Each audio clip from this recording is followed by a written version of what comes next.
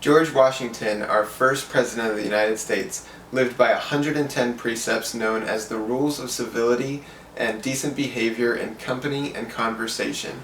The first rule says that every action done in company ought to be done with some sign of respect to those that are present.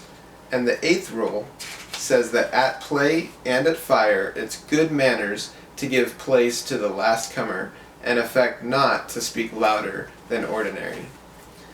And these rules, along with others, demonstrate what people know as good manners, or some would consider on how to be polite.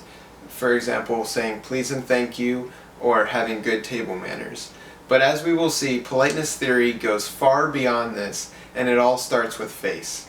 In the 1950s and 60s, Irving Goffman defined face as the positive social value a person effectively claims for himself by the line others assume he has taken during a particular contact. In other words, it's the public image or public persona the person is trying to present during an interaction with somebody, and vice versa for the other person. Now, in the 1970s and 80s, Penelope Brown and Stephen Levinson, who developed politeness theory, or one of the more major models of it, took this idea of face and broke it into two. Positive face, which is the things that the person wants to present that they want approved and appreciated. Whereas negative face shows the basic claim to rights, such as a professor has a certain face when they're interacting with a student, rather than when they're interacting with a friend or a spouse. Now, this face can be threatened depending on how a person approaches that individual with their communication, with their language, and so this is what's known as a face-threatening act. And politeness theory uses different strategies on reducing that face threat. And the reason why this theory has gained so much traction over the last 40 years is because Brown and Levinson claimed a universal quality to this model. They claim that politeness theory is used universally across all cultures. And so, of course, cross-cultural communication is a major area that we'll look at first. In Iraq, at the University of Babylon, Al-Hindawi and Musab al-Hazali published a critique of politeness theory, and in their critique they examined politeness theory in the context of Japanese culture, which is also a collectivist culture along with their own culture in Iraq there. And they found that it just doesn't work because it's a static model, and it is kind of like a rigid rule system that is used in a dynamic collectivist culture that they say it just doesn't work. On the other hand, there are Japanese scholars who published an article called Applicability of Brown and Levinson's Politeness Theory to a Non-Western Culture. And so they too examined politeness theory in the context of a Japanese culture, and they found the opposite to be true. They did acknowledge that Japanese honorifics, which are the words that people are required to use when speaking with an elderly person or somebody of a higher rank, they found that in the middle of the conversation, with the intrinsic content of that conversation, is where the politeness strategies are used. And so these strategies, whether it's a collectivistic culture or an individualistic culture, these strategies are what defines politeness theory. And there are 5 strategies, and as you can see in the handout, I found this to be amusing and enlightening at the same time, so I hope it does the same for you. There's 20 different ways to ask somebody to rake the leaves.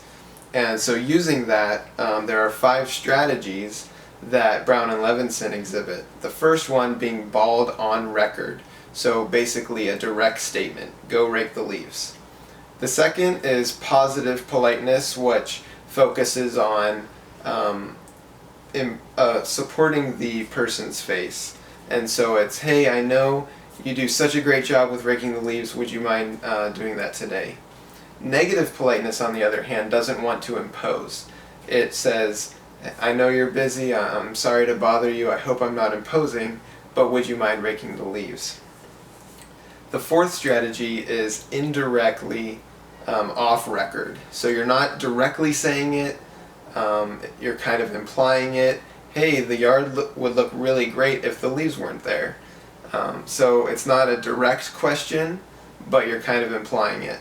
And of course, the fifth strategy is to avoid saying anything altogether. Now, in some cases, this can be good, because with many words comes transgression. But in other cases, it's bad, because then the issue goes unresolved or unaddressed.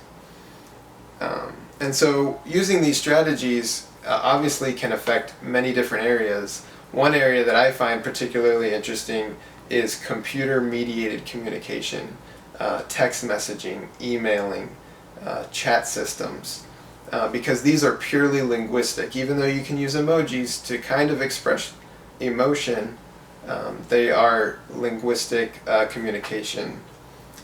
And so Lynn Westbrook conducted a study on librarian chat systems where a librarian and a student are chatting about a service, and when the librarian uses formalities and politeness, the student views them as having expertise, power, and social distance. And so politeness theory does operate in a computer-mediated form. And so power and social distance are two of the three relational dimensions that Brown and Levinson discuss in their model. The first being power, which is the clout of an individual, such as a doctor and a patient. The doctor has power in that situation because of their knowledge. Distance refers to the social distance of the relationship. For example, a 10-year family doctor is going to have a different relationship with you than a first-time visit at the emergency room. And third is rank, which is the culturally shared idea of a subject such as money. In America, if you ask somebody, hey, how much money do you make?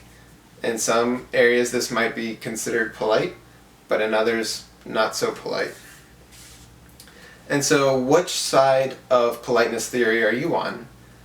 Karen Tracy and Cheryl Baratz say that there are only two options when it comes to politeness theory. You can either reject it and abandon it and pursue a new route, which is what they decide to do. They think it should be more qualitative and a case-by-case study. Or you can revise it and expand on it, which is where I lean towards. And the reason is because of the heuristic value that politeness theory has. It's a conceptual framework that it is applicable in many different scenarios and cultures. And secondly, it's inherently pragmatic. And Richard Watts, in his book Politeness, published in 2003, says that when you're explaining what politeness is, he says it's fundamental to explaining how human beings communicate with one another. And this indicates, how we try and treat everyone. We're trying to get along with our fellow man. We're trying to be polite. And so that carries a lot of different connotations to it. And some scholars may say that it's superficial, that it's just, if you say the right words, you can, reduce the face threat and it's all good. But Andreas Baumgartner conceptualizes politeness as courtesy. He says courtesy is more than politeness. It comes from the heart. It is kindly and thoughtful consideration for others. It doesn't always accompany politeness. I would take it a step further and say that true politeness is when you do take thoughtful consideration toward the other. You're not just saying the words, but you're actually taking thoughtful consideration toward the other person, showing that you care through your words and through your actions, and in so doing, you're demonstrating the love of Christ. Thank you.